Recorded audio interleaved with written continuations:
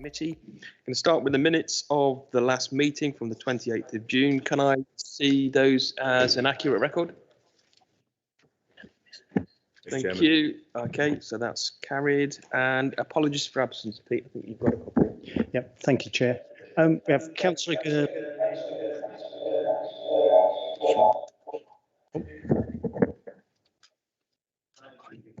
Is that better?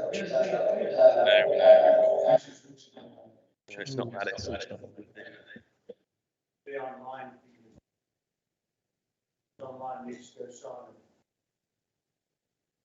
okay, let's try again. Pete, have you got any apologies for absence? Yes, thank you, Chair. That's clear, isn't it? So Councillor Girling is substituting.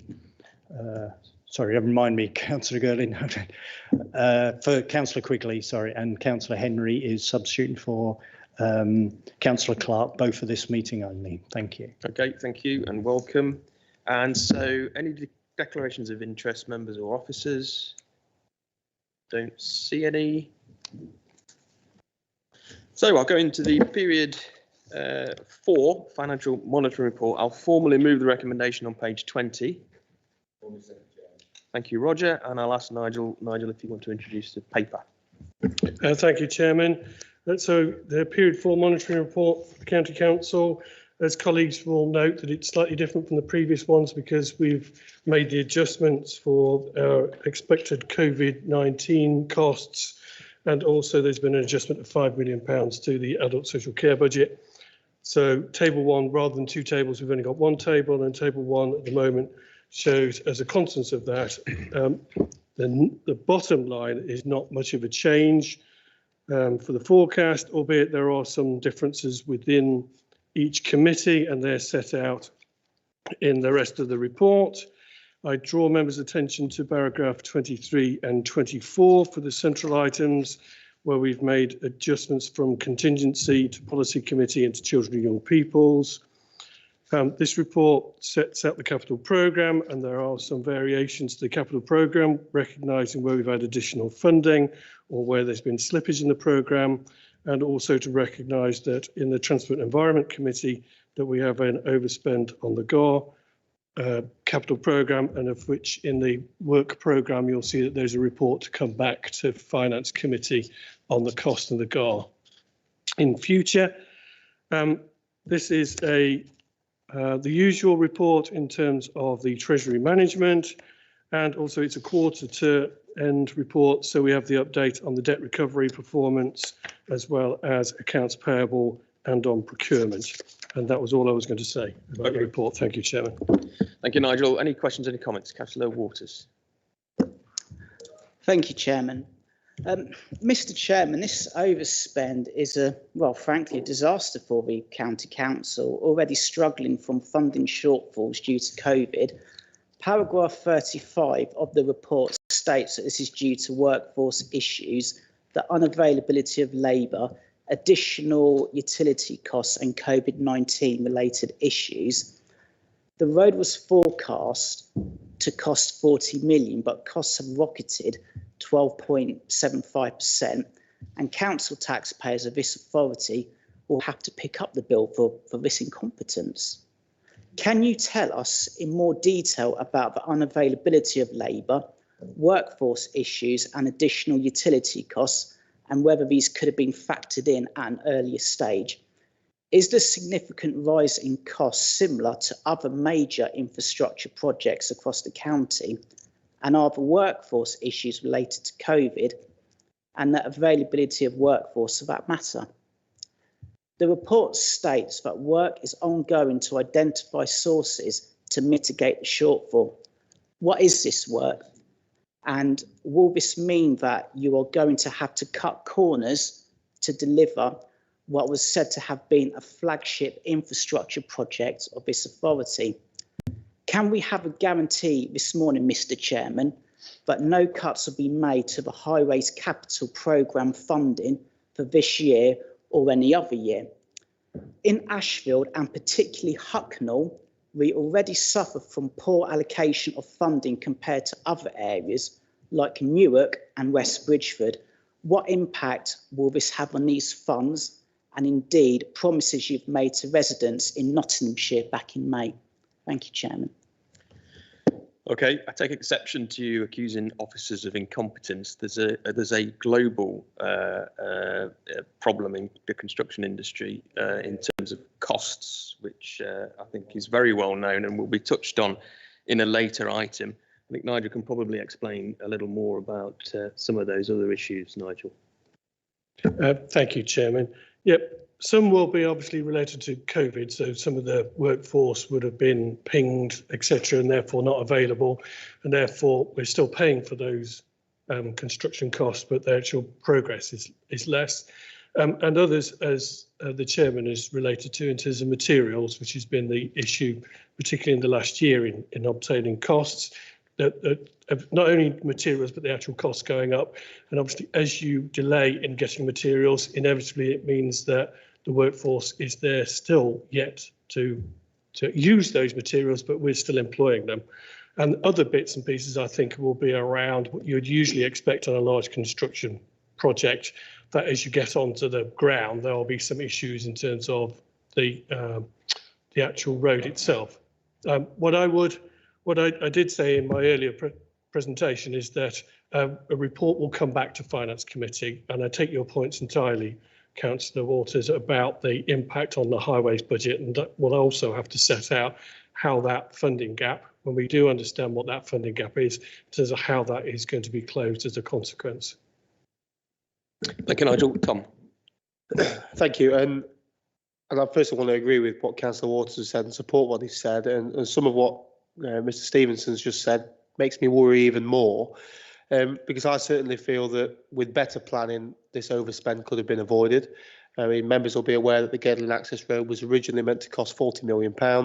It's now gone up by 5.4 million, 12%, but included in the original 40 million was the very contingency cost that Mr. Stevenson's just mentioned. So we've gone above and beyond those contingency costs already, and seemingly that money's got to be found from somewhere within our budgets. I don't suspect the Transport Committee is going to receive any more money from this council, so that's going to be coming from our existing work programme and capital programme, and 5.4 million is a hell of a lot of money to find out of that budget. So I'm concerned certainly about the Gedling Access Road becoming our HS2 with spiralling costs going out of control. I mean, I do appreciate that the Gedling Access Road will bring some benefits, but my question would be is who's really benefiting from this? Keepmoat Homes or the residents of this county? Your members will be aware that hedge fund owners Keepmoat Homes have a big investment in the road. So paragraph 15 to 17 outline another big overspend in the children and young people services of £1.2 million. This is after the planned use of grant services and funding for additional costs related to COVID-19. It is a concern of the independent group that no one is getting to grips with this continual overspend of services that children and young people is responsible for. Ultimately, Mr. Chairman, what are the plans to mitigate the continual overspend, and should we look at rebudgeting? Do we believe we need to lobby the government for more financial support for our children and young people, as this strain on the council is clearly overwhelming? And just one final point on that, Mr. Chairman. At the last meeting, we did agree that potentially the children and young peoples needed slightly special oversight from this committee. And I just wonder what plans have been put in place to do that. Do we plan to have a special meeting? Do we plan to have a particular recurring item on agendas? Thank you. On the second point there, we have this very paper on every committee agenda, and so that's where the scrutiny of children's comes in, and we do plan to bring children's specifically as an agenda item to future committee, as we also plan to bring the Gedling Access Road to a future committee. I do just wonder how we could ever have planned, and how anyone could ever have planned for a global pandemic that's increased those costs on the Gedling Access Road. But we'll bring the GAR back, I think, as soon as possible to committee, so we can look at the exact detail on that. Is there anything you want to add, Nigel? I'd echo your comments, Chair, and I take your point entirely, Councillor Hollis, in terms of the children's budget. I'll have a conversation with Colin Pettigrew the corporate director and see whether we could bring a specific item around the children's budget to this committee. It probably won't be to the next one, but it might be the one after that we'll bring. So thank you for asking. And we have an internal working group which meets tomorrow, second of its meetings, and that all it involves children's senior members as well as senior officers, as well as myself and Roger as finance representatives. Any further questions or comments on the paper? Okay, if not, can I see everybody in favour? And anybody against? And is that 2 abstentions? 2 abstentions. Thank you. So that's carried. I'll move on to item 5, which is the SIPFA Financial Management Code. Nigel, this is another one for you. It is. Thank you, Chair. So as the report sets out, that there was a shadow report we brought in 2019 when the code was being developed, just so that members of the committee would understand what that financial code would look like. We do this assessment. It is an internal assessment, and you'll see from the appendices that we either meet or exceed in that assessment, and the evidence that is put against each one of those in terms of those assessments. As colleagues will probably note, under the new regime or framework for an external audit of local authorities, there's a narrative statement required now from our external auditors about a value for money judgment, and they will take this as part of their evidence when setting out that value for money studies around our financial stability, which is not about whether we've closed the gap, but about our processes around how we manage the budget, identify pressures, and set out savings plans and deliver on those savings plans. Thank you, Chairman. Yeah, thank you, Nigel. So I'll just move the recommendation on page 24. Formally second, Chairman. Thank you, Roger, and I'll open it up if there are any questions or comments. If I can just first of all say, I think I'm sure we'll all welcome the fact that you're meeting or exceeding all these assessments, Nigel. Jim. Yeah, it's just for clarification more than anything else. It's nice to see that we meet and we exceed certain items, but just for clarification, is it our internal inspection that says we meet or exceed, or is it finally the external auditors that say we meet or exceed? It's our internal assessment, Councillor Creamer. I'm sure we could probably provide a bit more information on how you come about these assessments. So it's not a finger in the air thing. It's quite a detailed process that sits behind it. If anyone's interested to see that. Councillor Waters. Thank you, Chairman. Paragraph 6 states that the code builds on the success of SIPFA Prudential Code, which requires local authorities to demonstrate the long-term financial sustainability of their capital expenditure and associated borrowings. Does the Service Director feel the borrowing of £28 million for the investment in Nottinghamshire strategy as agreed February 2020 meets this requirement? I remind members that this money will be borrowed to build 3 new office blocks and to do up others. This includes borrowing 14.7 million for a new office block on Top Wiggy Farm in Hucknall. Bearing in mind the hybrid working strategy of this authority, which leads to a massive expansion in home working, does the Director believe that the long-term financial sustainability of investment in Nottinghamshire plans actually meets this requirement set out in the code? Thank you, Chairman. Thank you. I think you're well aware that the Investing in Nottinghamshire programme overall is under review in light of changed ways of working. Nigel, do you want to pick up on a few of those points? Again, I think you've answered the question for me. Thank you, Chairman, which is about it was under review. So all those decisions we take into account in the round for the whole capital programme, but you're right in terms of the Prudential Code does set out for each programme what processes we've gone through to determine whether it meets value for money. And as a consequence of that, exactly I echo what the Chairman has said in terms of that process is under review in light of our knowledge, particularly after COVID-19, as we move to more hybrid ways of working. Thank you, Nigel. Keith, that comes to your committee, I think, investing. Oh, thank you, Chairman. I really appreciate giving the opportunity to speak on this particular part here. I think it astounds me that a question was asked in full council meeting about this very thing, of which I replied. A question was asked in policy committee about this very thing, in which I replied, and now we've got it here. Now, either they don't talk to each other, or we're going to have to start speaking slowly so that it sinks in. We are reviewing how and when we're going to do anything in terms of our estate, dependent on that review. And then we'll know what the hybrid looks like, and then we can review what we're actually going to do. Because if we remember, all those things were said well before the election. The election's changed everything, and then COVID's hit. So a lot of things have changed since that statement was made in terms of how much was going to be spent and what was going to be done. I hope now, because I spoke quite slowly, that will sink in. Thank you, Chairman. Thank you, Keith. Are there, Mike? Thanks, Chairman. The paper itself, I think, offers partners confidence, to be quite honest, in the responses, whether it's an internal audit or external audit. I'm sure that knowing the way the 1.5 officer works, an internal audit will be as scrutinised as any sort of external audit. So I think it's a positive response that we can recognise here, and should we need to, Nigel's available for any of us to challenge at any point at all. And just reference again, Councillor Waters, the fact that I understood things were in review, and as Councillor Girling said, it has been. So, support the paper. Thank you, Mike. Tom?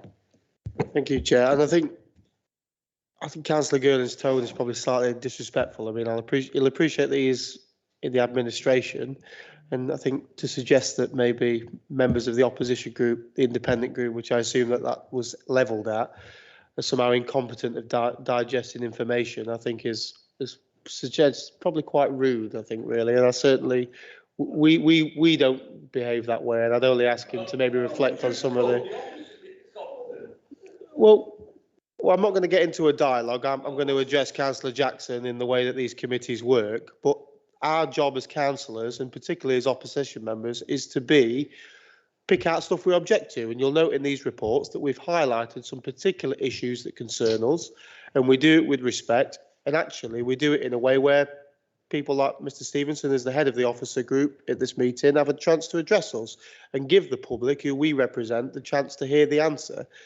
So, Councillor Girling, I would suggest that at every opportunity to ask the question, and if in a finance meeting it's not the most appropriate point to ask a financial question, where is, and if there's certain angles to the question that can be picked up at policy committee, we'll ask them there as well. But it's clear to me that we've borrowed this money, potentially in good faith at the time, but looking at it through modern glasses and the glasses of the time, which Mr. Stevens has suggested, we've potentially now borrowed that money against our code, potentially, and that's why we're reviewing it. And to be investing in office blocks at a time when people are working at home, of course, is wrong. But at the moment, that's where that money's allocated to. So as an opposition group, you can definitely count on us holding you to account to make sure that money's spent elsewhere. And to go back to the previous item, Chairman, just to address Councillor Girling's point there as well, it is a concern that money will now have to be reallocated from the Highways Fund to pay for a Gedling Access Road. So we will bring this same issue up here as well as other meetings as well. That is our job as an opposition group. I'm hoping to put some fire up the Labour group as well, so they ask the same level of tough questions, but they're going to find their feet as well. But all right, let's just. But that's why we ask the questions in good faith. Non-insulting question, you managed to do very well at insulting people. Sorry, why we ask the questions in good faith, and our group certainly won't ever make any sort of personal insults. And I'd only ask Councillor Girling just to be respectful to our group members as we are with him. Thank you. Okay, I don't think there was a question to be answered in all of that. I don't think, though, Nigel, it's all fair to say that we've borrowed any money against our own codes. Is that correct? Since we haven't incurred the cost, we won't have borrowed any money yet. Thank you. I've got Bruce and then Andre next. Yes, thank you, Chairman. I welcome this report, and one particular bullet point where it talks about the long-term sustainability of local services at the heart of all good financial management. As part and parcel of that, the putting the level of funding, the 19 million extra money that we received for COVID into reserves, that has already been a certain amount of it being used to deal with some of the issues which have been created in young people's and adults the extra costs. And had we listened to the opposition or one of the opposition groups, this money would have been spent and would have not been available to this authority, and we would have had to gone out and borrowed that money. So perhaps they should apologise really for their inadequacies in their financial management. Thank you. Thank you, Bruce. You make a good point. Andre. Just to say, I'd like to congratulate the staff and all the officers for handling this pandemic and the problems that we have. It has been extremely difficult, and to get through, and I feel we're in a safe pair of hands. And I think that looking at these papers, and there are overspends, underspends, and it's extremely difficult, as you know, when you've been in office like you have for a long time. It's good. What I found about some of the opposition, they're extremely good at asking questions, but they're extremely poor at listening to the answers. And that is the problem. And they grandstand all the time. And no doubt this will be reported in the local rag or on the radio, trying to make the most out of it, instead of listening to what we're trying to do and how we're trying to get through this and how the officers are working. It's a real difficult time. And it's easy to sit back and get your researchers to look at questions that we can ask, we can dig in, but it's very difficult to actually run the job. And thank you very much. That's all I want to say. Thank you, Andre. Right, Errol. Yeah, I'm sitting there listening to about opposition group, but can you name the opposition groups that are not listening or not doing the things that Bruce have said earlier on? I mean, it'd be useless to do that. Yeah, I was trying to be diplomatic then, because that's not one of my strong points, by the way. But you know what group I'm on about, and the grandstand at every golden opportunity. They grandstand at every opportunity they can get. They're out there on the radio, on that, doing it as it is. That's what they do. And did they do anything in Ashfield? Okay, my question is, I don't know. We're going to come back to the paper that's in front of us. Are there any more questions on the paper as it's in the agenda? If not, I'm going to take it to a vote. Can I see everybody in favour of the recommendation? So that is carried. That's unanimous. Thank you. So we'll move on to item 6, which is a presentation from ARC colleagues. And Dan, if you'd like to introduce yourselves, and the floor is yours. Do you want to take questions as we go through, or do you want to take them at the end? It might be better.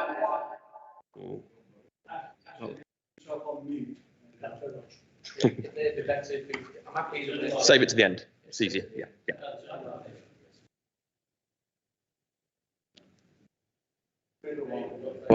Hi, is that better? Thank you. Yeah. Thank you, Chair. Morning, members. My name's Dan Moore. I'm Managing Director of ARC Partnership. I've also got some colleagues at side. We've got Asad Rayouf, Head of Design, Sarah Williams, Head of Pre-Construction, and Matthew Antle, Head of Commercial. I brought these along, which usually I just turn up, but there's a lot more people do the detail in delivering value for money, and I thought it'd be useful to see their faces and let them present to you on what we're going to put forward to you. Part of this is, part of my organisation is value for money is one of the 3 key strands we've got around quality of output and customer excellence. And everything we do is around value for money. We don't always get it right, but we try in each and every occasion. What we want to try and do is share with the presentation. Sorry, Chair. Peter, I wonder if you could make me a presenter, please, as part of the Teams invite, and then we can share the screen. Thank you.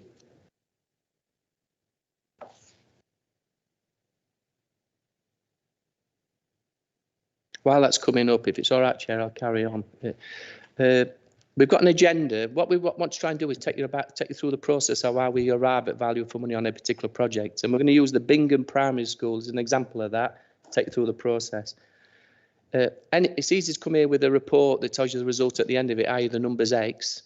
There's a lot of things that go into getting to that number in the first instance. The project brief, we'll take you through the project brief process. Designing context and how design can actually drive out value for money. Then we'll give you a high-level explanation of our latest estimated cost and our LEC process and how we break that down. A cost plan breakdown, benchmark data and where we take our benchmark data from on the net build costs. Then an example of project abnormals that often sway some of these projects in terms of additional costs, and like a bit of a summary at the end. So if it's okay, Chair, I'm going to take you to Sarah and I'll take you through the project brief element of this particular project. Thank you, Dan, and morning, Chair, and morning, councillors.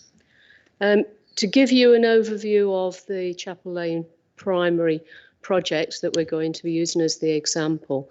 The project came over to ARC in October 2019. It's the brief that we received was for what we call a one-form entry primary school. So that provides 210 pupil places with a 26-place nursery. But the brief that we had was that this project should be expandable to a 1.5 form of entry in the future. So that's 315 pupil places. And that's important because what we needed to do with the design there is actually future-proof some of those strategic areas within the buildings, things like staff rooms, kitchens, halls, because they're difficult to expand at a later date. So the building is slightly bigger than it would be if it were just a one-form entry primary. The site for the school is provided through a Section 106 agreement, so it's provided by the developer. And the project was placed on hold, unfortunately, for a while, and that was due to the developer not undertaking the flood remediation works in order that he could hand that site over to the county council. So that stayed on the stocks for some time until October 20. That site was then sorted with in terms of the reference through to the county council, and we as a partnership got moving on the project back again in January 21. Thank you.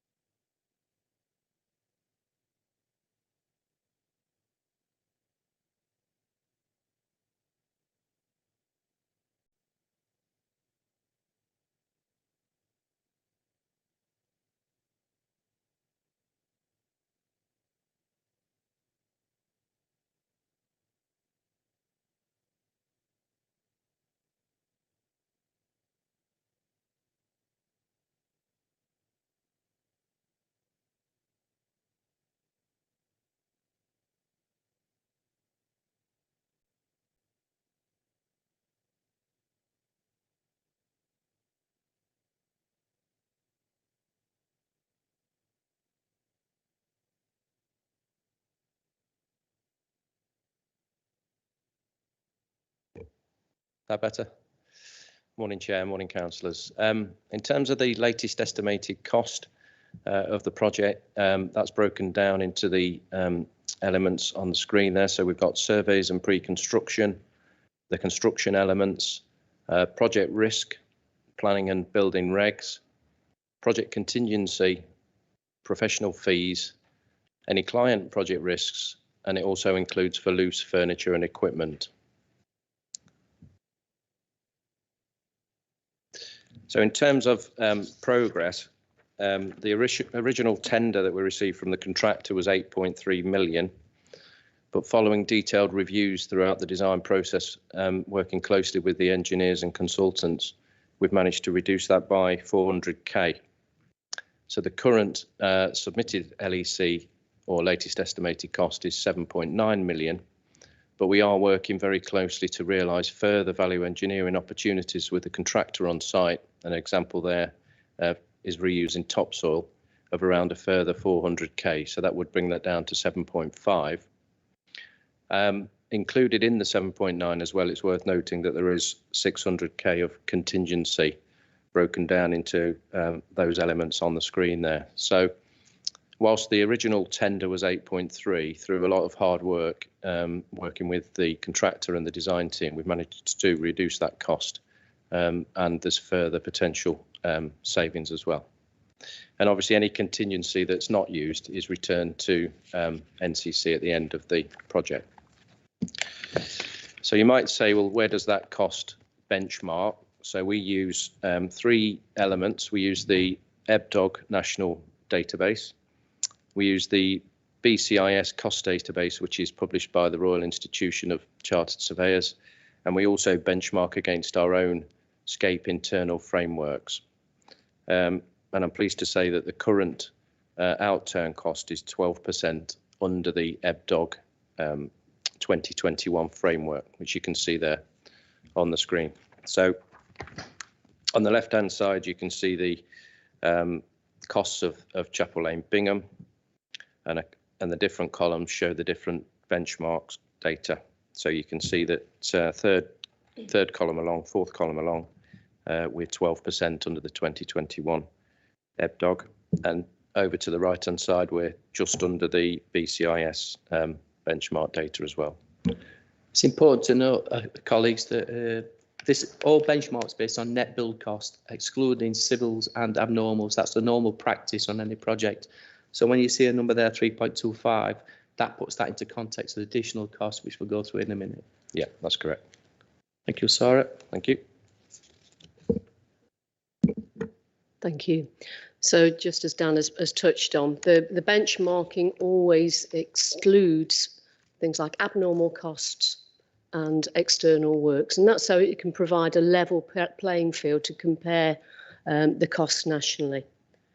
So just to look very swiftly about the particular abnormals that we had on this project when we're looking at the benchmarking. So they split into three particular areas. The first being NCC specific abnormals, and these relate generally to policy decisions, such as the decisions many years ago to put sprinklers into all primary or secondary schools, primary and secondary schools, I should say. More recently, to make sure that we have sustainable features on our new construction projects. And then the other areas of abnormals from the County Council are specific items in terms of good educational practice. So that might include putting large canopies and sunshades in, making turfed areas so that when the school opens, they haven't got to wait for seeded pitches to be ready to play on. Then moving on to the particular site, and remember, councillors, that this site was transferred to the council from the developer. There was a Section 106 agreement attached to it, but it doesn't necessarily dictate what that site is going to be like. This particular site was not level, so we had some remediation to do there. It also particularly changed the entrance to the school from the original Section 106 agreement. As you saw on Assad's plan, the entrance to the school was to that left-hand side, which is fine. but all the utility connections that were provided by the developer were on the opposite side of the site. So we've therefore got some costs in getting all our utility supplies across to those connections. Similarly, from the plan, you will have seen a footpath link that was in the master plan for the development. The developer was there to provide it, but the surface of that footpath was not sufficient for to serve a primary school, such that you've got an awful lot of parents and pupils travelling along that footpath. So there's been a deal of upgrading necessary to that pedestrian link. And then finally, we're coming back to a factor that we've touched on the previous committee report, and that's about these unprecedented market conditions that we have at the moment. So there are, as we've discussed, a shortage of materials and of labour nationally that are pushing up construction costs. And I'm afraid to say we have evidence to this in this project as well. I mean, for instance, we have started on site now. We've already got a problem in terms of the supply of the particular brick that we are needing to get. There is a real push on prices at the moment. Trust that helps. Thank you.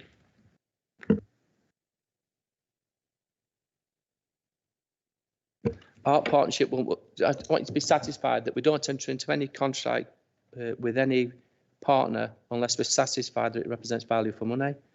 Our methodology we explained today is consistent through all our projects, irrespective of size and value.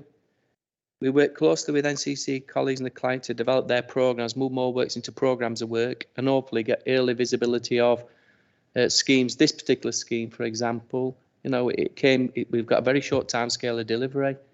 If we had more time, we'd go out to open tender, as we probably would some of schools in the future. And a good example of driving efficiencies is the way we pulled together the SBIC programme with colleagues from the client side. We've moved it from individual projects into programmes of work. That meant that we got some shovel-ready schemes ready for if additional funding comes through, as it did this year, to actually deliver those in the year that we're supposed to. And like I say, we've taken a large number of feasibilities for potential SBIC. I've been to this committee before and explained about the feasibilities and why we've done a large number of feasibilities not turned to programme. It's for exactly for this situation that when we do get the funding, we can hit the ground running with projects that we've got on the shelf. In terms of final summary, our Art Partnership recognised the role of the Finance Committee in scrutinising our LECs that we put forward and cost management throughout the project life, which is just as important. We haven't brought our head of project management today, but we drive savings through that. On the latest Sharp Hill School, we actually gave £250,000 worth of contingency back to the council that we managed out through the life of the project. But Art Partnership also understands it's important that you as a committee understand our methodology throughout the building life cycle and ensure we, in your eyes, deliver value for money. We're also very keen to understand from you as a committee if there's anything else we can do to support your robustly challenged future legs we put forward. We skipped through there about all the breakdowns of the cost. If committee would like a more detailed presentation about how they're built up, we'd happy to do that, and therefore allow you to probably have far more scrutiny than what we put forward in future committees. That's it. Thank you, Chair. Okay, well, thanks very much, Dan. Just to remind colleagues, we've got agenda item 6, which is about the principle of latest estimated cost and how they come about, which is what this presentation was. Item 7, the next item we'll come to, is specifically about the Chapel Lane School. So if there's any specific questions on that, we'll come to that in a few minutes. But any questions for colleagues from ARC on the presentation? I had Roger first, and then I've got Jim. Yes, thank you, Chairman, and thank you, members of ARC, for a very interesting presentation. It's very interesting to see how the technology and computer programs give you such an in-depth view of how you develop things going forward. It was quite interesting to see, actually. Just a couple of questions. We'll probably go on to the next two items as well. But whether the 106 agreements now are inflation-proof, because we're going to get a lot more costing, which you've also adhered to. So do we in the future look at inflation-proof 106 agreements we have in building schools in the future? Car parking, I see there was car parking there. Is there plenty? Because that was always a problem with schools, car parking, teachers and staff car parking, whether there's room for them to get all their cars off the road. Because in schools in other parts of the county, we have real problems. And also pick up and drop off of children as well, although I think this school is probably adhered to more walking to. but there are still people who will take their children to school via a car, unfortunately. We don't seem to want to walk very far these days. And I think it's always an issue of congestion in mornings and the pickup as well. And how green is it? You said you've got heat pumps there. I mean, how green do you make these new? What's the carbon footprint going forward in the future? Okay, I'll answer the first one if it's right. Sarah will answer the second, and Asa will answer the third. In terms of the first one, I think we've got a lot. We're working hand in glove now with NCC client, particularly the strategic landlord, in terms of ARC being at the forefront of those negotiations with the developers. We know what a good site looks like. We know what should be there on that site, and that hasn't been the case in the past. And we also make sure that we can provide the county council with the right cost information to ask for the right amount of money from the developer going forward. Won't cover everything, because it's limited to what they have to do under the particular contract. But we are, so I think going forward, I don't think that'll be a problem. What we are dealing with at the moment is a series of a long-term historical Section 106s that come with their own problems. So I'll start to talk about car parking. Thank you, Dan. Oops, sorry. Yes, and I am aware, of course, that the car parking came up as part of the planning committee as well, in case, if you're aware of it.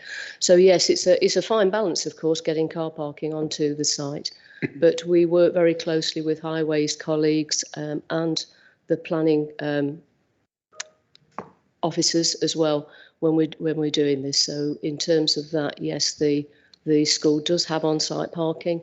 And it has been viewed along with the Highways traffic management plan and the needs of the number of staff that will be at the school.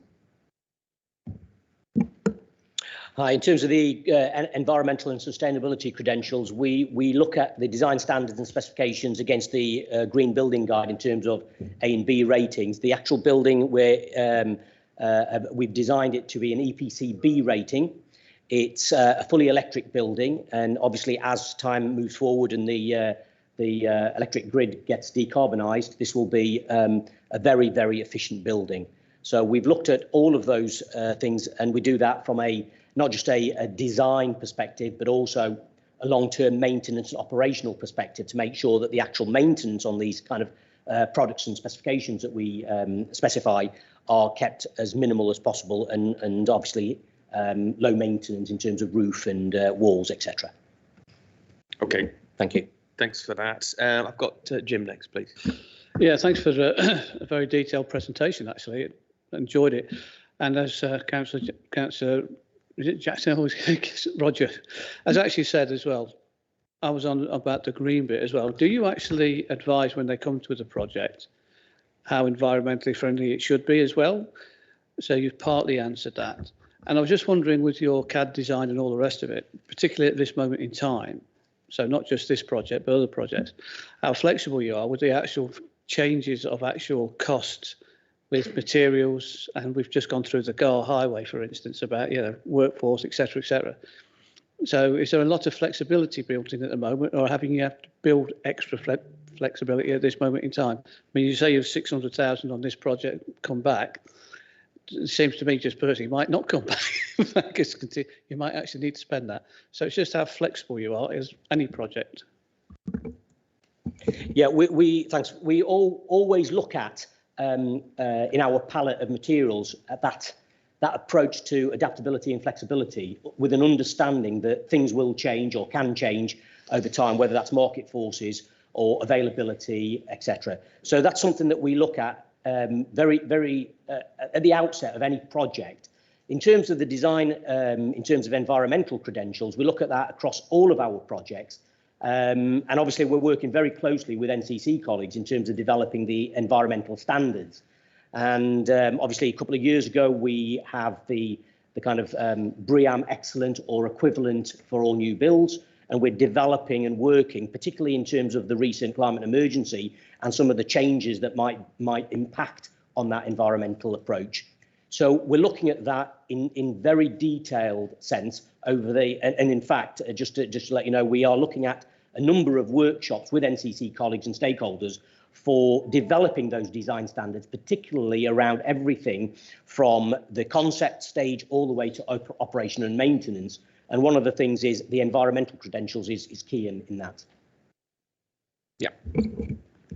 Thank you. I just might come in one more point with that. So in terms of the flexibility of the materials as we were developing the design, it's fair to say this problem we've got with the market is evolving on a weekly basis of what shortages we've got.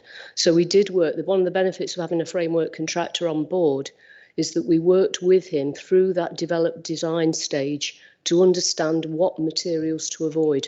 So we were trying to work on the most immediate information we'd got. At the end of the day, that didn't help us with the bricks because suddenly, you know, the bricks then became a problem. But we have tried all the way through the design development to work with the frame contractor. What's the intelligence? What's the problem with the market at any one time? Okay, thank you for that. Mike, you're next.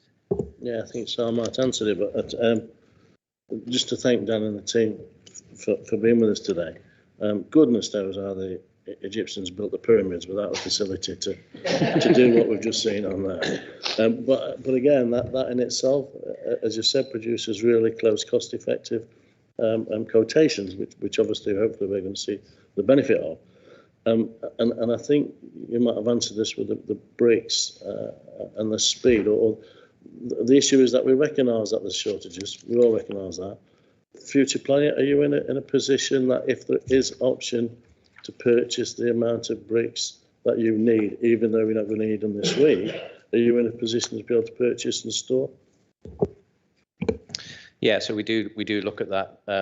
We are working very closely with our framework contractors and the subcontractors and suppliers. So we will forward order key materials and key items like lifts, for example, mechanical, electrical plant and things like that. So yeah, we are in that position and we do keep close tabs on what's happening. Yeah. Yeah. So in future ordering, are you then guaranteed that order, or is somebody at the other end say, yeah, we can have that, and then if Jim goes in before you need it and says, actually, can I have some of that? Is it out of your hands, that, or is it? No. So we work closely with our framework contractor. So we will identify the key packages of work that are at risk early in the process, and we will commit to those packages early. So if we need to, place an order for bricks for a particular project, then we'll commit to that order early in the process. So as costings are being made, which is right, that's right, shouldn't wait for them, that's been made. Project in itself discussed and going to the demand for yeah. We shouldn't really see any huge increase other than being able to get it on site. I think to answer your question, Councillor Pringle, is that we should see any more increase. Hopefully, we should be looking to reduce the budget down. Yeah. Can't say never, because if another COVID outbreak, then we're back to square one again. But we've put forward a project we think is deliverable. The contractor thinks it's deliverable. We work with a small number of contractor partners for that very fact. Yeah. And they've got to remember that they're only as good as this school they built for us. Don't want another one. They've got to work with us and drive that efficiencies forward. Yeah. So we're pretty confident on this one, but you can never say never. Sorry, I'd left my mic on there. Sorry about that. So the partners that you're working with are all in the same framework? Because it sounds tremendous what you're putting forward, and I understand, I think we all understand the issues that you're faced with. So if we can get over that, then we're not looking at something that suddenly is going to spiral out of control, and we can still be looking at a delay in timescale perhaps for finish, but we can be looking at some sort of relative initial costing or even the savings as we go forward. That's what we do. I think it's all right for the big contractors, but I think just remind members that we've got 44 SMEs work with us on some of the smaller SBIC programme, and we're working hard to keep them afloat, both cash-wise and supporting them on their supply lines. That's where the real pressure will come. With those particular small, medium enterprises, we deliver about £20 million worth of work for the authority. Okay, thanks very much for that, Dan. I've got Keith now. Yeah, thank you, Chairman. I think I really appreciate this presentation because it gives shows the members how complex it is. It's not a straightforward science in terms of, this is how much the school will cost. We'll add a bit of contingency on and hopefully it works well, because we all know that's not the case. Also, I think when you cost this all up, it's well in advance of actually starting work and things happen. So I think there's factors to always bear in mind, and added on that, the national surge in construction. is happening, isn't it? We all know that the construction industry now is going full leather, which is great, but it brings in its own challenges, which will affect us. I think the fact of the way you use your computer systems to mark it all out is great, because then when we come to maintenance, we all know in the past maintenance has been left, it's not been a priority. Then when you've gone in, you've had pieces of paper to work out what needs doing and when. This is all keeps it all in check, so that it's done in time, which saves money overall. So I look forward to seeing the reduction in maintenance costs as we move forward. So I thank you for that. One of the things that was mentioned here was about the drop-off, and so it's not just school parking. I think there's a real surge in members wanting to make sure that there's a minimum amount of disruption to the local residents near a school, which in the past has not been the case, and obviously it's site by site.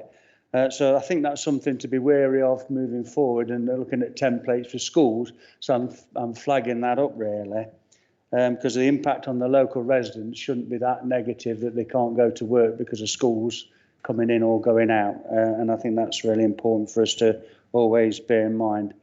And really then I hope one of the big lessons from that presentation that sinks in, particularly the next item, is how complex it is and how things can go wrong in the context particularly of COVID and the impact that's had on everything. And if you could just answer a question, because most of that was a statement. We've been talked about the cost of goods going up and the impact that will have. But can you just let members understand a little bit about the impact of it not being delivered on time and the cost implications behind that? Because I think it'll be easy to say, oh, you should have anticipated that the bricks are going to be costing more, or this is going to be costing more. But there's the added thing, isn't there? If it's not there on time for your men to work on it, the cost implications behind that. I think that'll be very helpful. Thank you. Thanks, Keith. Dan. Sorry. Yeah, so I'm picking up on two questions. So there's the cost, if you like, to the county council if this school isn't completed on time. So I'm sure members are aware of the council's statutory duty to supply school places. So the offers for pupil places at this school to get in there for September 22 will be out there now. If this school isn't open in September 22, then clearly there has to be an alternative. That might be bringing on temporary accommodation and the like. Turning to, I think, the Councillor Girling, the other point you were putting about is if actual materials aren't there, and you're talking about standing time. Yeah, Matt, do you want to come in on that one? Thank you.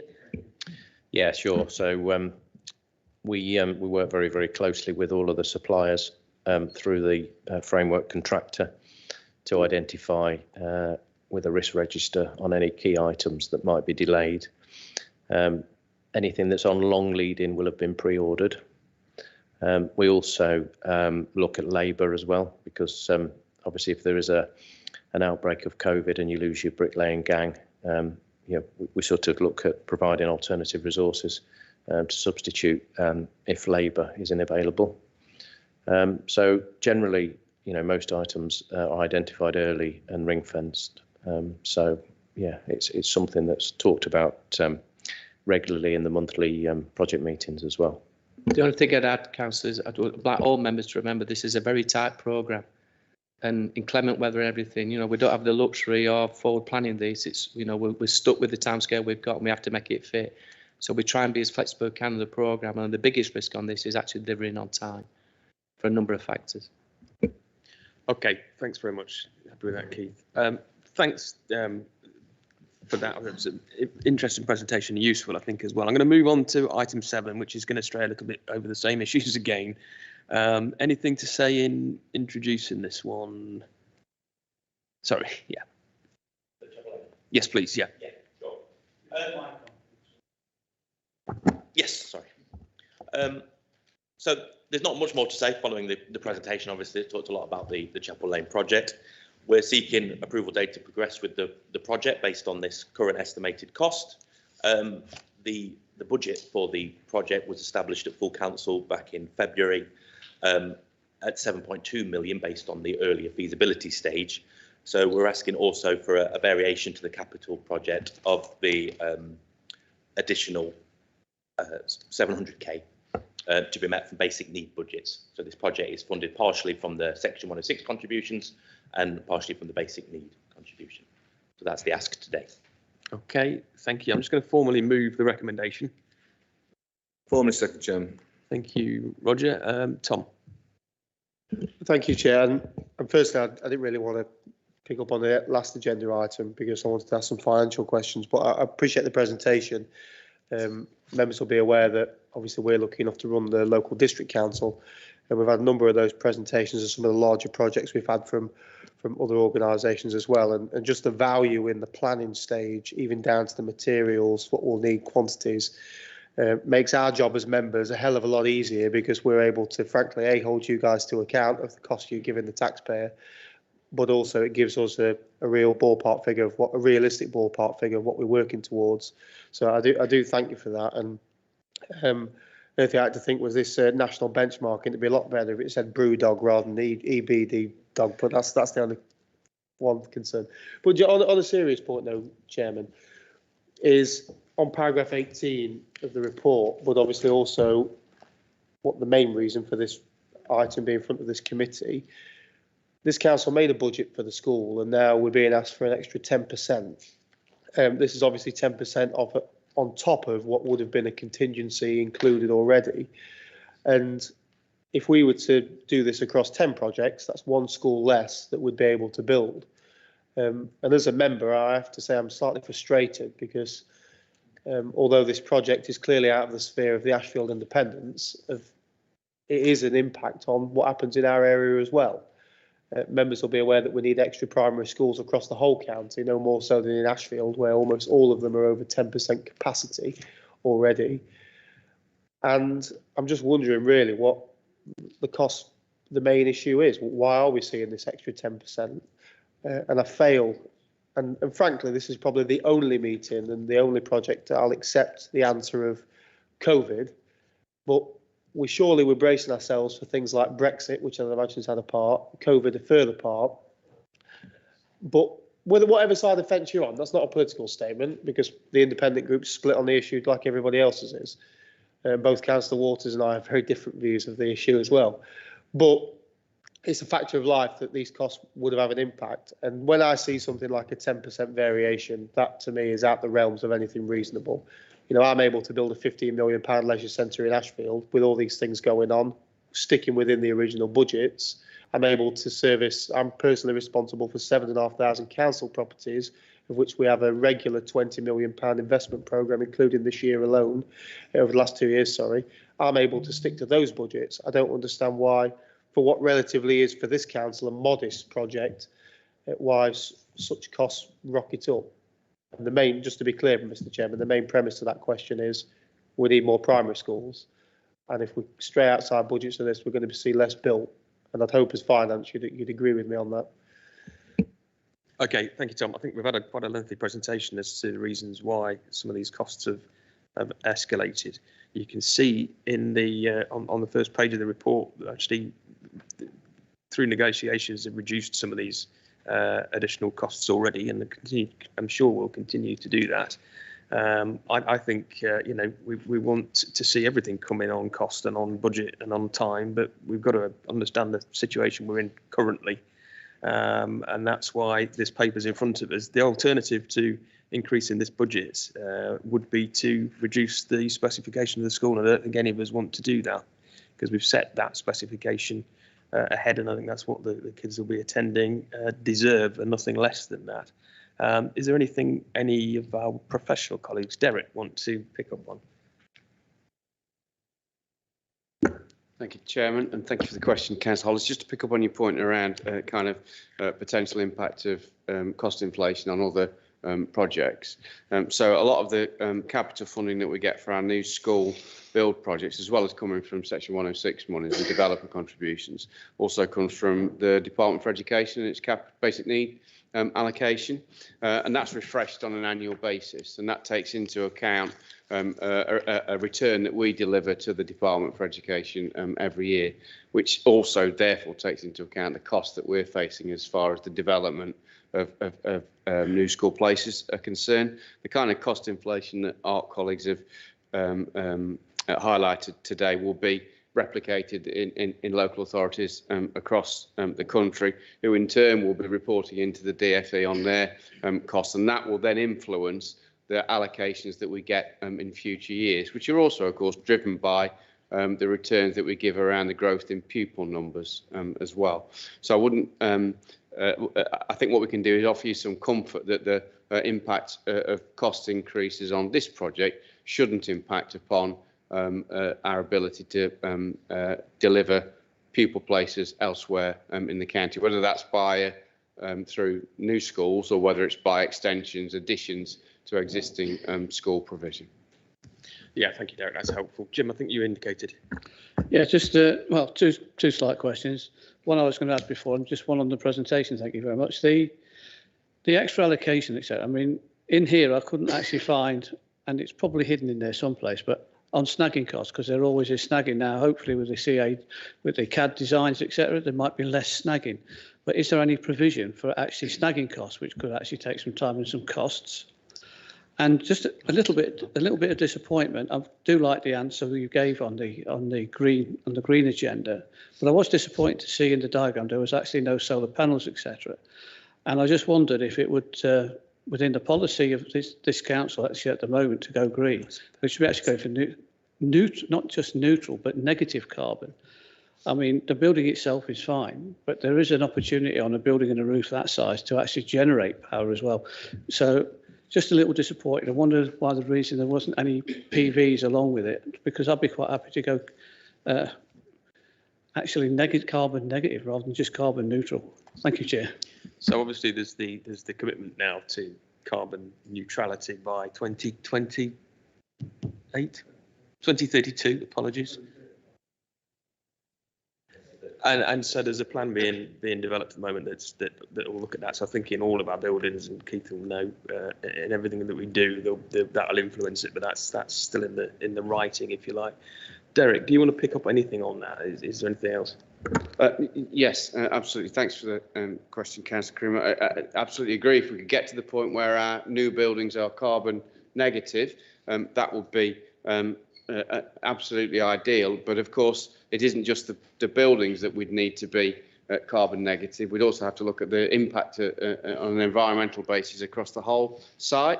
And in the case of new schools, that takes us back into the conversation that members have been having around the size of the car park, the ability of parents and staff to come and park, because of course there's a carbon bill quite often for that kind of activity as well. But what we are doing is, as the chairman has suggested, working with ARC now to think about what our future school estate might look like, not just around new builds, but particularly for the hundreds of schools that we've got, that of course are many decades old, and in one or two cases, more than a century old. So the task of taking those kind of premises to a place where they're carbon neutral is not to be underestimated. Then going from carbon neutral to carbon negative is an even bigger step. So I think we'd absolutely agree that it's a journey that we need to be on, and it's a journey that we are on, but there's still a long way to go for us. As far as PV cells on new builds are concerned, I'll probably pass over just to ARC colleagues, because of course one of the questions we consider is it appropriate to put PV on new builds where we've already got a whole range of other environmentally friendly kind of measures being put in place. But I'll hand over to the more technically skilled colleagues. Thanks, Derek. Yes, thanks, Councillor.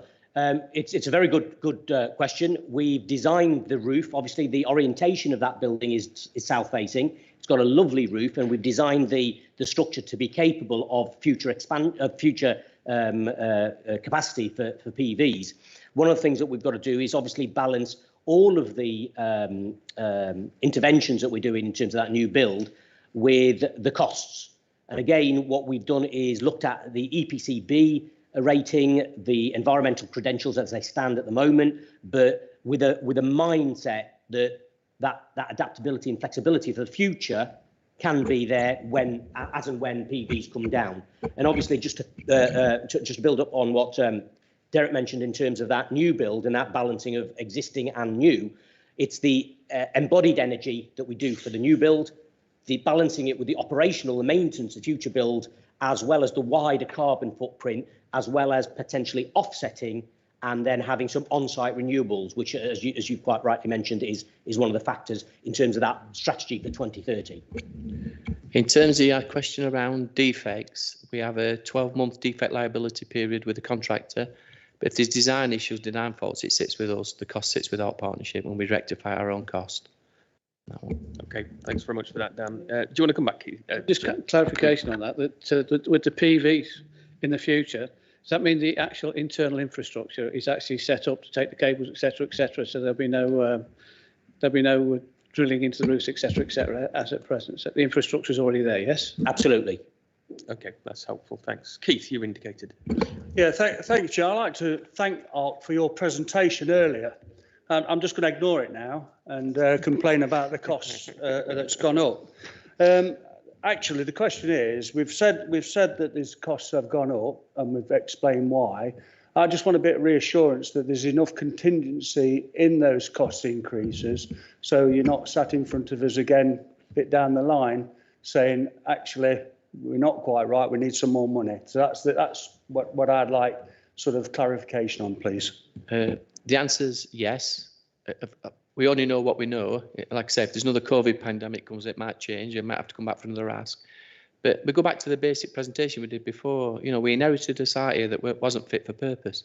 And the biggest risk in any job is in the ground. And that's where the cost is. And that's where a lot of this cost is out of our control. We can control the build once it starts building and getting in. But if we're inheriting a piece of land that's not fit for purpose, hasn't got the right drainage solution, and then the additional asks that come above the net build cost, that's why you get the variation in the cost going forward. But we're confident on this one. There's enough contingency in the job to deliver the job and hopefully return some cash at the end, all being well.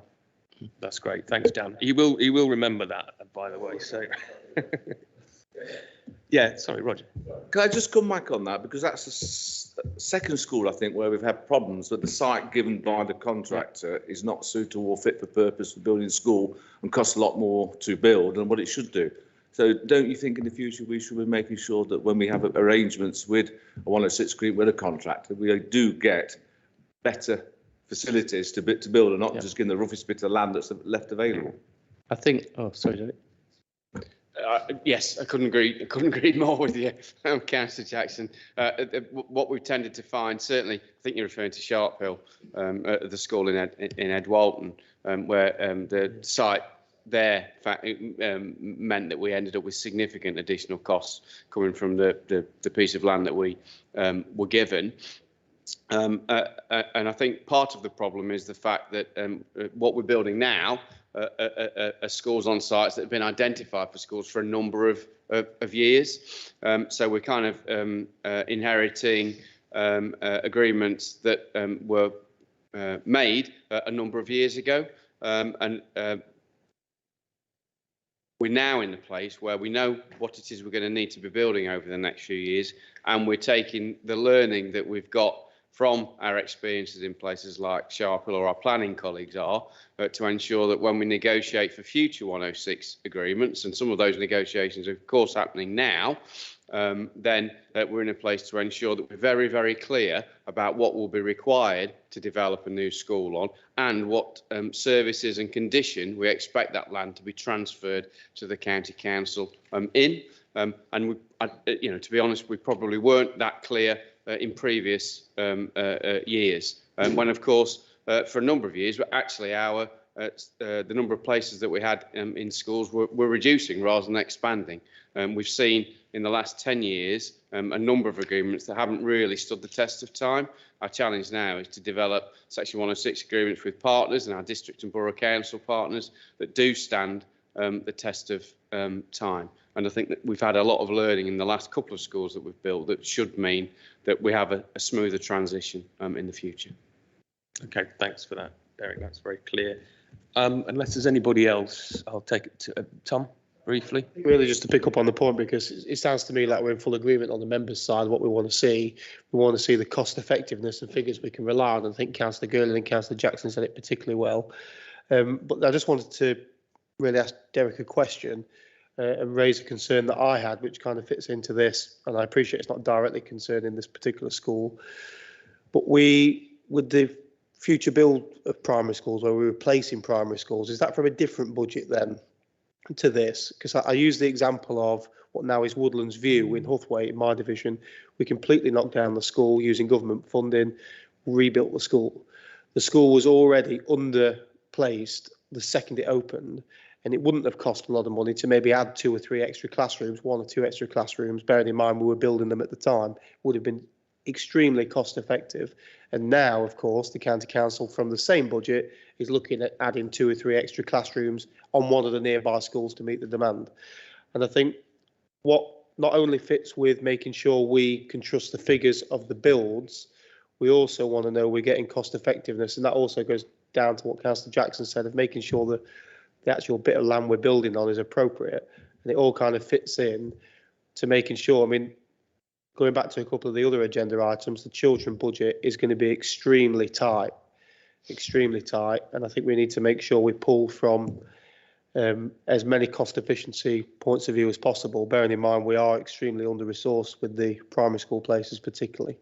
And that tends to be in pockets in the county as well, more so than others. So just wanted to support what everybody said, but also to really ask the question of, can we make sure we use some of this government funding more efficiently and maybe add some of our own funds in directly to make it more, or even look at some of our own land where possible to make sure the land's as suitable as possible.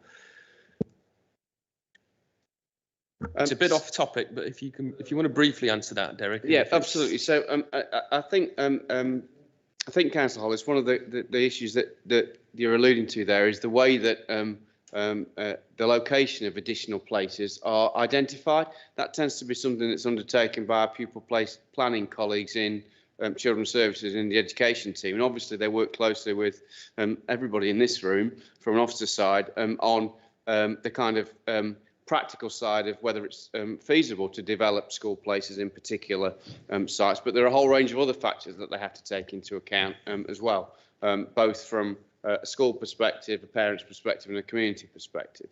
So what we tend to be tasked with from a property perspective is building in the locations or extending in the locations that have been identified for us and working out whether that's practically feasible.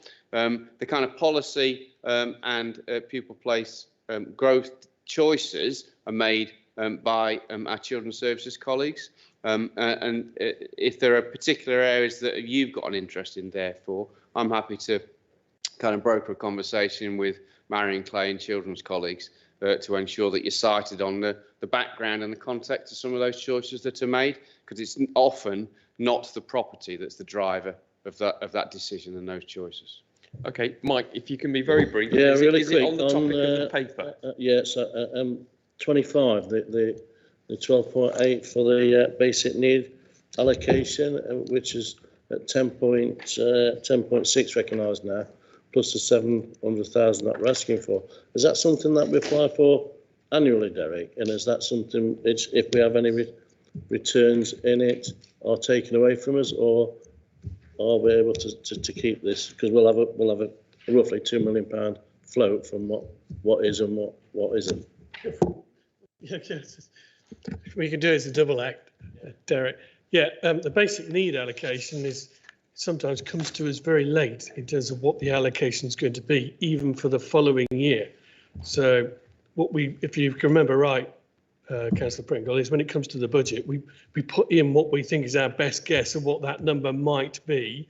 It's never going to be enough in our experience, and it doesn't actually come in a smooth pattern either. In terms of one year, we can get quite a large amount of money, and then the following year it can just drift away quite quickly, because the way that the returns, as Derek mentions, in terms of those returns, but it also it depends on the national picture in terms of central government's funding that's available to be spent in the school sector. And you've got to remember that it's not just local authorities, it's academies, it's multi-academy trusts, all of those things as well comes into the mix in terms of conditions as well as just the basic need allocation. So I think its colleagues' point earlier was about the Section 106 money in terms of how important it is in terms of when it comes to new identification of schools, in terms of getting those 106 allocations correct. And also there's the issue of forward funding as a consequence of the 106 money is a promise, not a security of the actual funding. So in some instances, it has to come out of basic need in anticipation you're going to get 106 monies further down the train. And that's why, as you've seen in the finance report, you then get an adjustment to the capital programme because we've now secured the 106 monies. So it's Okay. a complex picture. Thank you, Nigel. I'm going to put this to the vote now then. Can I see everybody in favour? Is there anybody against? And we've got 2 abstentions, I assume. Okay, thank you very much. So that's carried. So moving on to item 8, which is another latest estimated cost report, school building improvement programme. I'll move the recommendation. Former second, Chairman. Thank you. And is anything to add, either of you, to this one? Just to say that this is additional projects to the report we brought earlier in the year for the 21-22 school building improvement programme. It was great news that we got an allocation which was greater than we anticipated, and as Dan alluded to in his presentation earlier, we were in a really good position in that we had a strong pipeline of projects already underway in the feasibility, so we're able to pull them together to this LEC so that we can crack on with these projects as soon as possible with the funding that is available to us. Okay, thank you. Any questions on Jim? Just one, on the yellow papers, there's 3 schools that's actually got where necessary asbestos removal. I mean, is that within that actual cost? Because it is a specialist removal and it's actually quite expensive. And depending on how much asbestos, could actually mean closure for a little time. Indeed, yes, it is included within the cost for that asbestos. It's generally done part of the contingency, has a set out where we know for certain we're going to need to remove it or encapsulate it. That will be included in the building cost, where sometimes it's a little less certain until we get into that particular space, but it's certainly built within the prices that we present. Okay, thank you. Tom? Thank you, Chair. I think just to make clear, any improvements are welcome, particularly ones mentioned in the item. But as my kids and our kids go back to school, can I specifically ask if there are any plans to look at our school's estate and what we can invest to ensure children and staff safety? For example, whether our split air conditioning and heat pumps are fit for purpose. I note that there's uncertainty over the use because they don't introduce fresh air into a room, but recirculate air within it. Such units are increasingly common within the UK schools. They are often retrofitted into computer rooms for soft comforting and cooling, or used in new build classrooms instead of wet central heating. Has there been any rough review of ventilation issues within our school, and we're able to budget accordingly? Thank you. I think the answer is yes. With working strongly with our colleagues in health and safety and compliance in property services, we undertook a review of the school estate. Again, working with our partnership colleagues to look at the designs, get the mechanical experts onto that to look into it. And each of the schools are encouraged to undertake risk assessments on their ventilation in light of COVID requirements. So where any matters have been addressed, we've advised accordingly, and we would look to replace or provide additional ventilation if needed. On the whole, the stuff that we have out there is sufficient and can be managed through a risk-based approach. But it's certainly under control. Thank you for that. Andre? If you can be brief, yeah. I'm raising it in the fact, obviously, at the moment it's quite clement weather. In only a few months, it's not going to be. I had to send my own kids with about 3 jumpers on per day during when they started going back to school. I'm sure anybody else can relate to that as well, and many other constituents. This needs to be looked at now, and I'd hope to know we've got some even rough costs. Even if we don't plan to do it, have we got costs to know how much the heating is going to cost? Because we certainly don't want to be recirculating, how can I say, potentially virus-filled air around schools, as I mentioned in my main question. And within the context of the Finance Committee, I'd hope that this committee at least would be able to see some cost. If we were to look at it, how much is it going to cost? Because we don't want to see kids sent into school with 10 jumpers because the national government's told them to leave the windows open when it's 2 degrees outside or potentially less. That's the premise of my question in a nutshell. I think in many cases, the bigger issue with schools is where they don't have a ventilation system like this, and to have the windows open to provide enough ventilation for those classrooms. So they're heating the room and having to have the window open at the same time, which is, of course, the worst thing you want to do for energy efficiency and costs. Approach that we're moving towards now through government guidance is through carbon dioxide monitors to measure your air quality better, so that you can monitor the air quality and only open the windows when the quality dictates it being open rather than need to be opened the full time. Again, supported by a robust health and safety risk managed approach to do that. So to get a cost is difficult because you've got a very varied picture from one school to another on their heating system and their ventilation strategies. So we couldn't come up with a cost overall, but we have to take those risk assessments that schools come up with and go back to them and say what we need to do and look on a case-by-case basis. Okay, thank you for that. We've strayed from the agenda item, which is the specific projects which are on the yellow pages, so we can stick to that. Are there any further questions, Andre? Just a question. Looking at the yellow page and all the work, and I noticed that there's 2 projects in Ashfield and there's 2 projects in Newark and 2 projects in Gedling and one thing, but there's one town that I seem to miss off here, and it's Mansfield. Now, are you going to tell me that the schools in Mansfield, which is probably the most difficult one in the county, has no improvements to make? Because, you know, I don't like getting parochial in here, like some of the other opposition do, but I'm interested in what people of Mansfield, why haven't they got any schools that have been improving? So these are additional schemes over and above a paper we brought a few months ago, which Yeah. was, I think, a dozen pages or so of schemes. So I'm sure we can provide you with that. Okay. I'm certain there were Mansfield schemes well represented within that, but I think well, on specific sites we can. I understand that, Chair, but people of Mansfield who voted for me like to see that we're getting our share of the budget, because some people who shout louder than us try to get more, and we're just trying to get the things that we deserve in our district. Thank you very much. Quite right. Thank you, Mike. Yeah, thanks, Chair. Just a quick one and keeping it on track if I can. Certainly with Hollyhill Primary, we're talking about working with pipe work throughout, so I'm assuming that's going to be the heating and the ventilation cost. So are you working with government and the CO2 monitors that they're going to provide to locate and keep this cost down for school? The CO2 monitors are an aside. Yeah, they'll be situated often when we put new systems in. It comes with their own CO2 monitors as part of that system. They can be built into our systems, yes. But yeah, it's a full heating system replacement there with a much more efficient method of running. Okay, thank you for that. Roger? Just one quick question on this cost of primary. The cost of the fees is very high compared with the cost of the project, compared with others.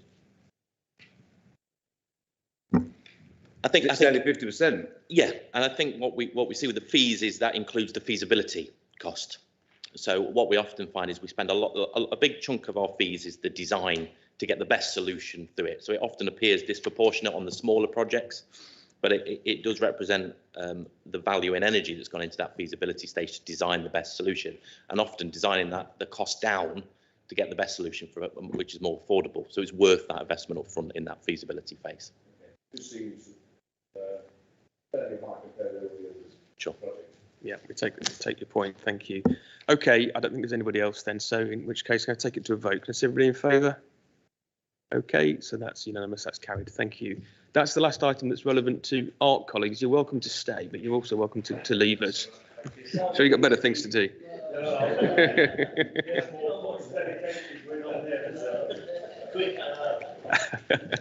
Okay, so item 9 is the PPE procurement in response to COVID-19, and I've said this before in this committee, but I think we should be enormously grateful to the work that Kaj and her team carried out right away through the pandemic. And we all know the global shortages of PPE in those early weeks and months, and the fact that we did not run out, and we kept things. I know it got a bit fraught at times, and I know how hard people worked.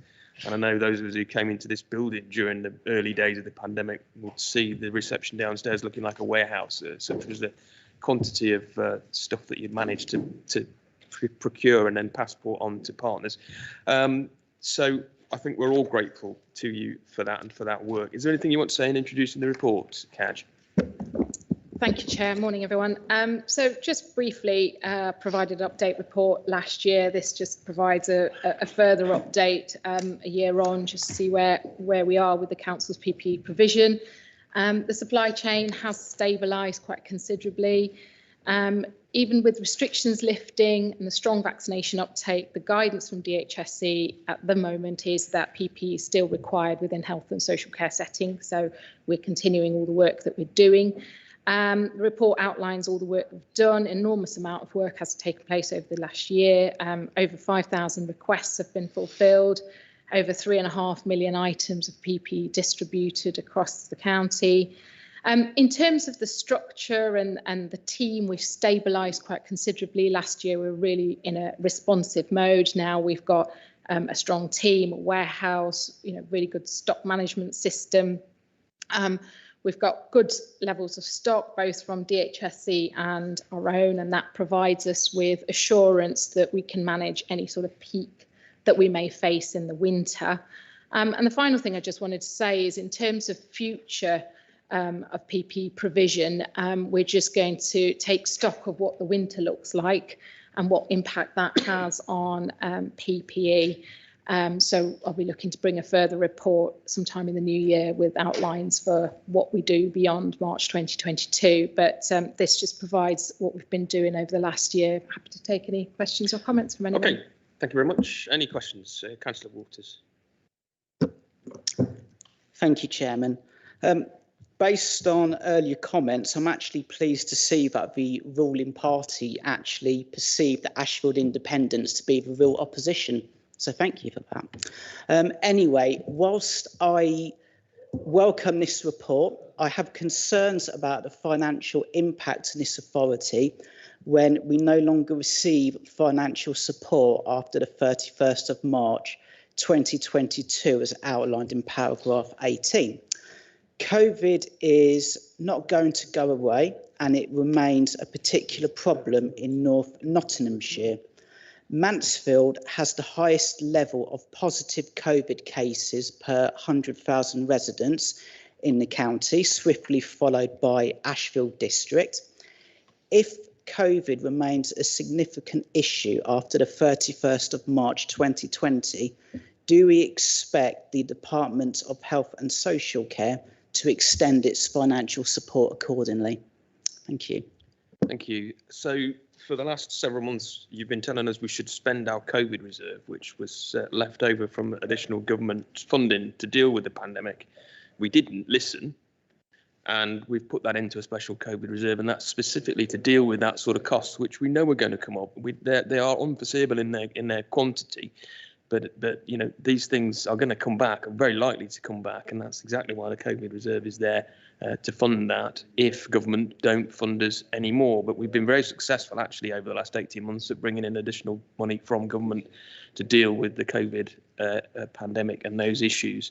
But I think the point of this paper is to just, and as Kaj has said, to reassure members and the population that we've got plans and we've got stocks of PPE as and when it's required, but we obviously don't know what the requirement's going to be at this stage. Tom. Thank you, and I think you said it exactly perfectly, Chairman, and I just really wanted to thank Kaj for a report. It's probably the only, not to do the other reports down, but the only report I was really pleased to read in this at 100%. And I actually think, Kaj, you really could do the job in highways, because probably ARC, because you seem to have stockpiled some very tough things to acquire in the PPE. Maybe your expertise in securing some bricks and some tarmac for the roads would be equally welcomed. But it's good to see that we are prepared, and a serious point, Mr. Chairman, financially, and also obviously with having some real physical stocks in reserve ready to go if should we need them, particularly for our carers and frontline services. Thank you. Thank you. Thank you again, Councillor. I've got Jim and then Keith and then Mike. Yeah, just a quick one, just to echo that to some extent. And that, thanks for the report and all the staff that actually worked on during the PPP. I remember actually staff in here actually was piling up and all the rest of it. And on that note, I think I know the answer, but where it's actually stored, etc. I mean, is the place secure? Is it fit for purpose?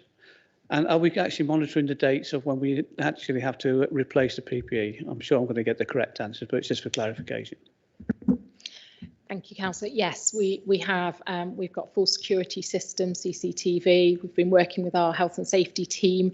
In fact, we've even had a report from the local police and the fire service as well, so they're aware of the stock that we have. Our own internal team, audit team, have conducted an audit of the stock management process, and they're really assured of the process that we've got in place. And as part of the stock management, we keep a track of all the expiry dates, all our brand, everything. So anything that's coming out for expiry, we make sure we use that first. We also work very closely with our health partners. So if there's anything we know that we're not shifting, we swap it with our hospital trusts, etc. So we're not actually wasting any stock. Excellent. Thank you for that. It's reassuring. Keith, you're next.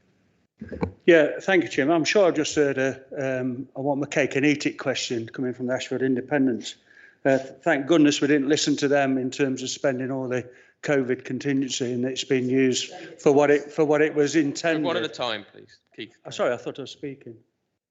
Carry on. Can I carry on? Okay, thank you.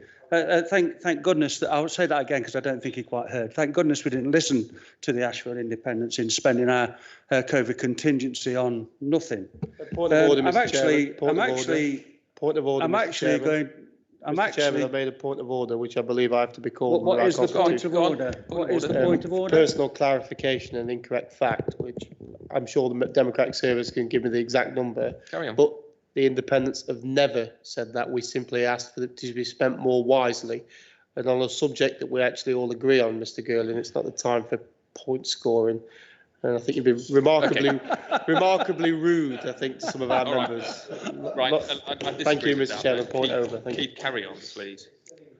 Right. Can I carry on, Chairman? Absolutely. Okay, I don't accept that, what he's just said anyway. But the reason for me wanting to speak, apart from to show how incompetent the Ashfield Independents would be if they had the control of our budget, was to actually congratulate you, Kaj, and your team on doing the stalwart work in which you've done over a particularly difficult period of time.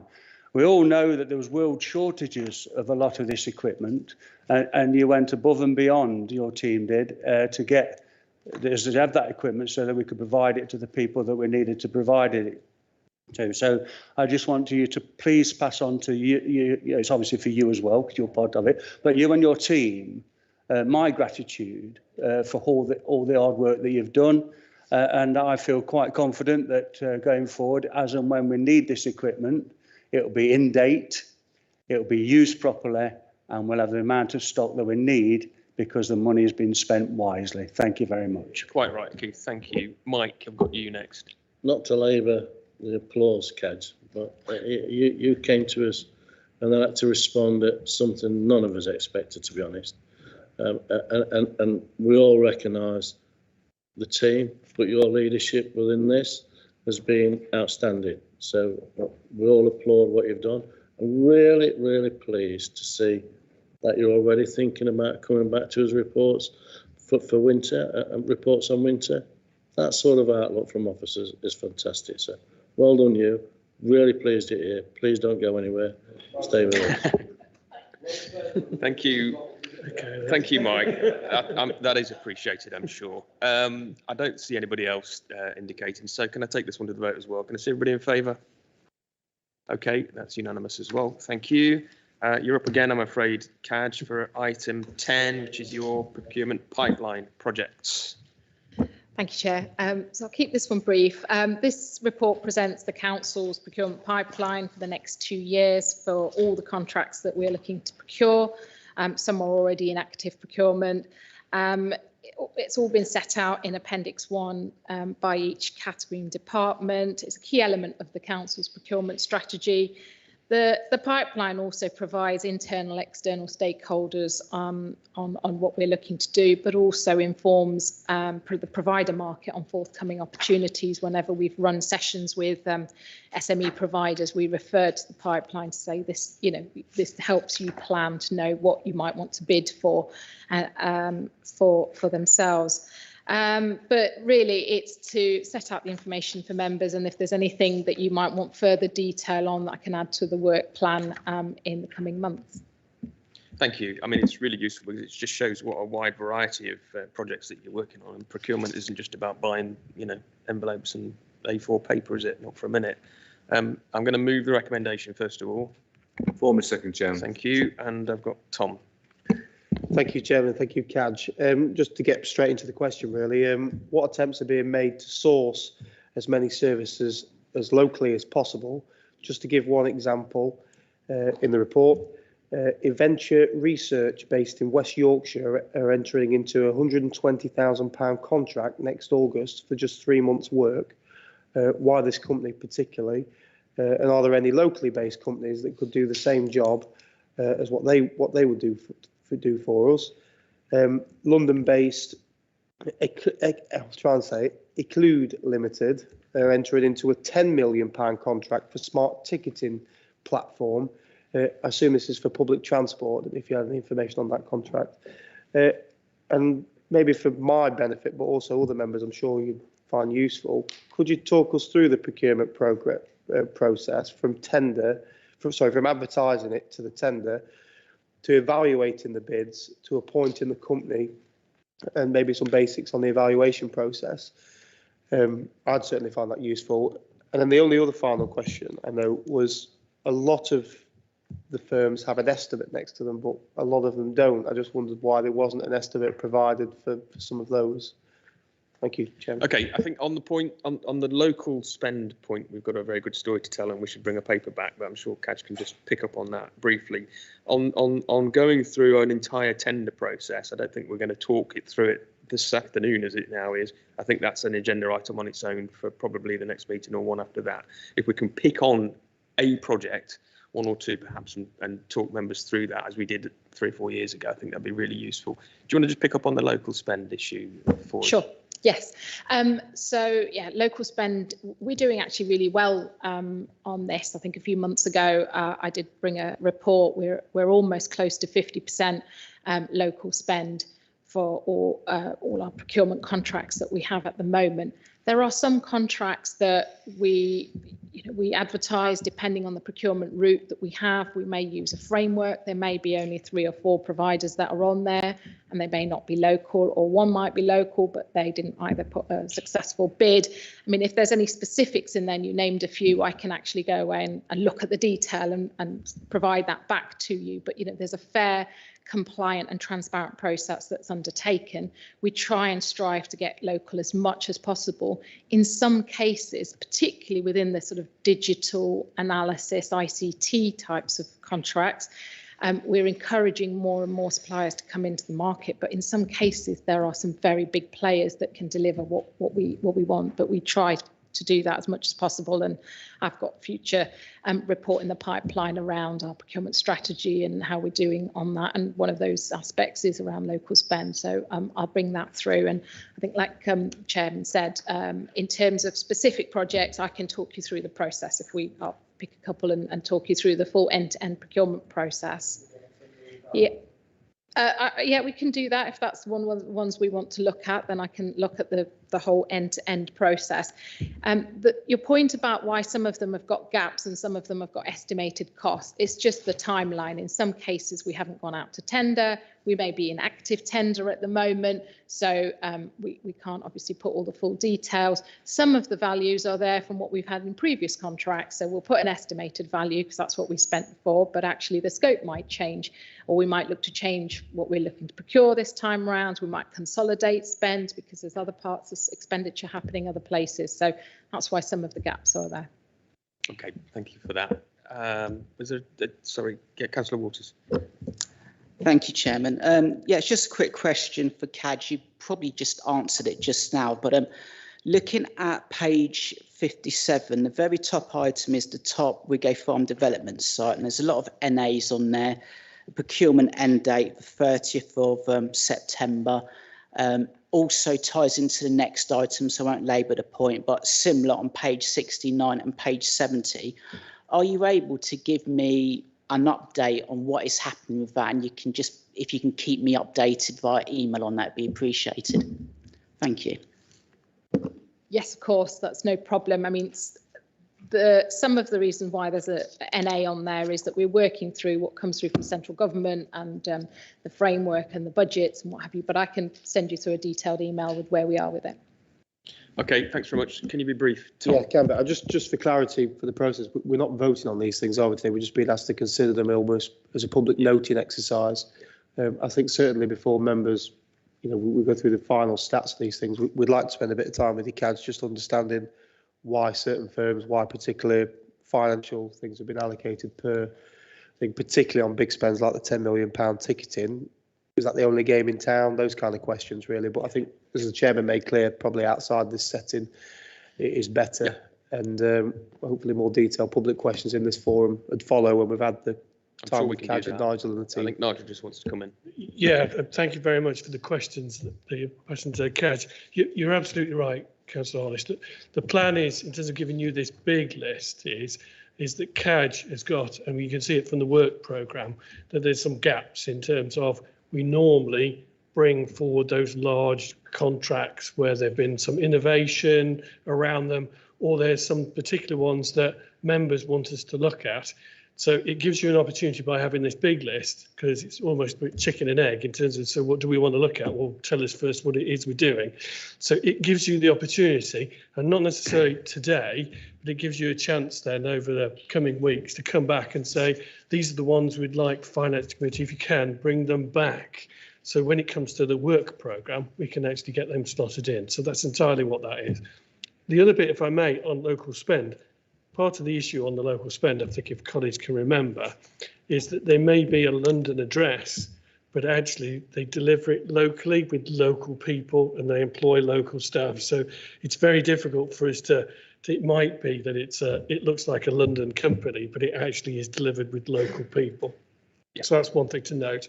And the other thing to note is that Cadge and colleagues have worked with the CBI and various other large NHS organisations to do programmes for smaller companies and SMEs to attend, because some of the issues for them is they didn't even realise they could actually bid for work.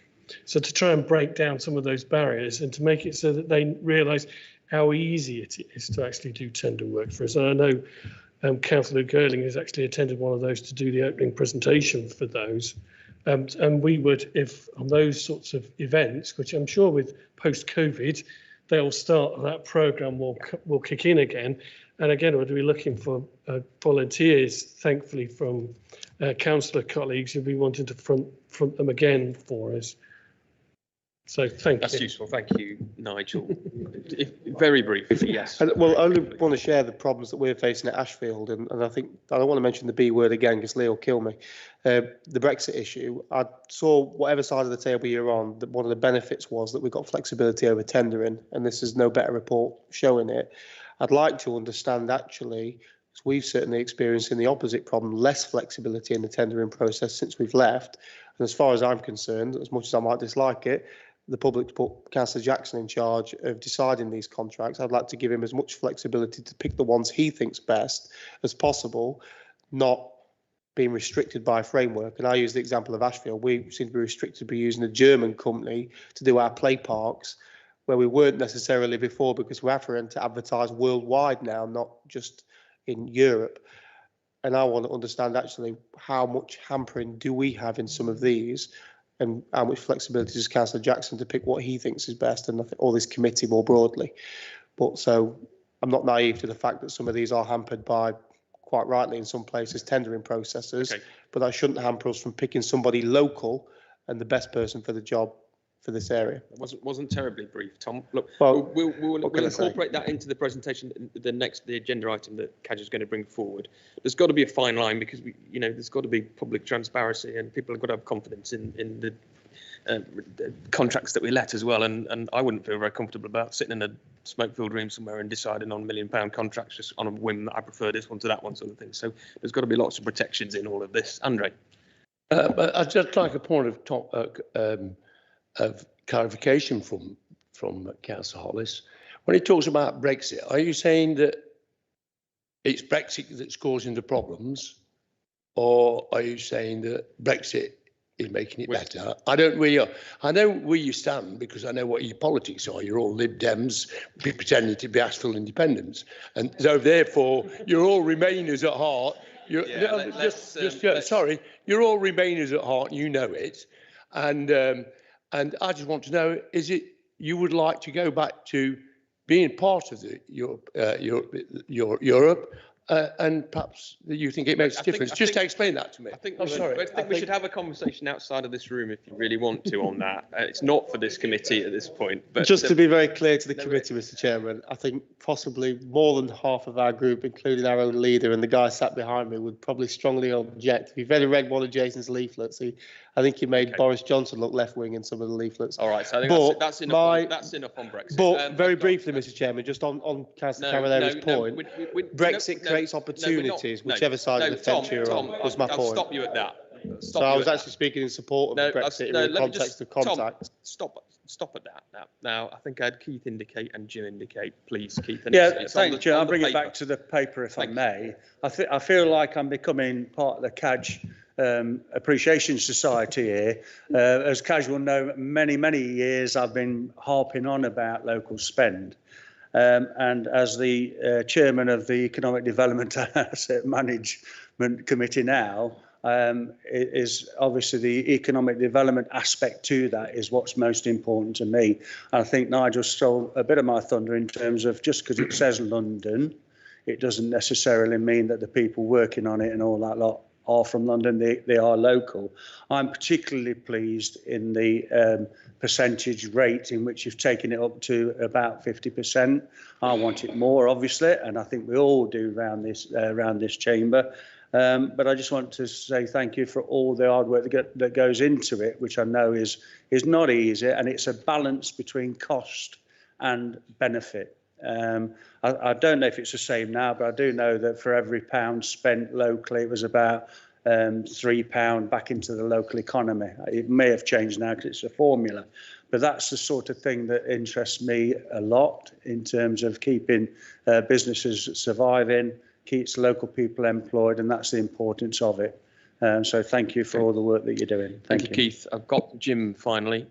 Yeah, just I've got a couple of things, but just on that, I do agree with what Keith has just said about locally and all the rest of it, and it would be useful to have some sort of breakdown and say not now because it'll take some working out if it's around 50% or more, but if we know where the 50% lies, where we're strong and where we're weak and where we could actually perhaps improve Nottinghamshire, so the kind of contracts that we get local and the kind we don't. So that would be useful just in itself at some future date. As far as this is concerned, no big problem with it, but I do have a particular question that's come up literally just come in the last couple of days, and that's on the very first page on the yellow page, and that's the flu vaccination clinics. Being as we've got problems at the moment with actually flu delivery, they're on about the doctors, etc. And I've got one booked for the 18th of September, which is probably going to get cancelled, the flu jab. So on that one, do we have any contingency extra for that? Because we've put in a specific amount, which is possibly not going to be not going to be right now, but just on that one. And in general as well, I know it's on here, we've got a PAT testing with one company and then a personal mobile, which is the same thing, different words, with a different company. So I've just wondered why that was at another date. And again, on about, is there a continuing risk assessment with our various contractors at the moment, whether they're going to be viable? Because it's not normal times. I mean, when you do it for health and safety, you do it normal times for, that's a company that's viable, it's there. But a company can be viable today and gone tomorrow. So I'm just wondering how we're actually assessing the future contracts that are in the pipeline and their viability. And that's about it, the risk assessment on that. So. Okay, gotcha. So regard to flu vaccination, that contract's for all our staff to have vouchers for flu vaccination, and yes, the contingency is built in. We've been working with our NHS providers to make sure that we can deliver that, both from a supplies perspective, but also delivery. And obviously with everything that's in the headlines at the moment, we're just working that through. So yeah, that's all been built in, and we've got the appropriate funding from Public Health. Your point about PAT testing, I'll have a look at that and come back to you on that if that's all right. In terms of the risk management and risk assessments, yeah, we do that constantly. So we had a really detailed risk analysis when we got to approaching Brexit to make sure that, you know, we were working with our suppliers around the transition. We did that for COVID. We've been doing that quite recently a lot, particularly with what ARC were articulating earlier about the market scarcity and the labour issues. So we've got really strengthening contract management across the organisation. Regular dialogue with all our contractors. So just to give you an example, catering and FM and school meals, you know, we've got a shortage of HGV drivers. We've been working with Brakes, which is our biggest food supplier. So, right, what are you doing about that? How can we make sure we keep service going? So are there some contingency options? Can we look at other products to make sure we can still provide school meals? Are there sandwich options? How are you trying to manage the costs here? So we're having that constant dialogue. I put that on the corporate risk register to highlight it to directors, etc. And we're just keeping that dialogue going. At this moment in time, we haven't had any issues and services have been delivered. So it's just keeping a constant watch on that. Okay, thanks very much for that. I can't see anybody else. Oh, Keith, you wanted to come? Yeah, just very quickly, because I just want to highlight this, because there's talk about tendering. And I do know a lot of the districts and boroughs have tendering seminars for businesses to come in and see how to tender with councils. I'm very keen that if any district or borough council does that, I know Newark and Sherwood District Council do them because they're very pro businesses. They did one during COVID, which was virtual. Yeah. Please let us know. I'm happy to come along, and I'll make sure our procurement officers come along, because it's really important that local businesses understand that it's not as difficult as they believe to procure with the council. So dead keen on that. That's a message to get across, please. That's great. Okay. Thank you, Chairman. Thanks for that, Keith. So I'll just now go to the vote then. Can I say everybody in favour of the recommendations? That's unanimous. Thank you very much. Excuse me. Final item then is the work programme, which you've all got, with the addition of the procurement item we've just talked about. As soon as we can get it in here, is everybody happy then with the and children's? Of course, we want to bring children's budget monitoring back.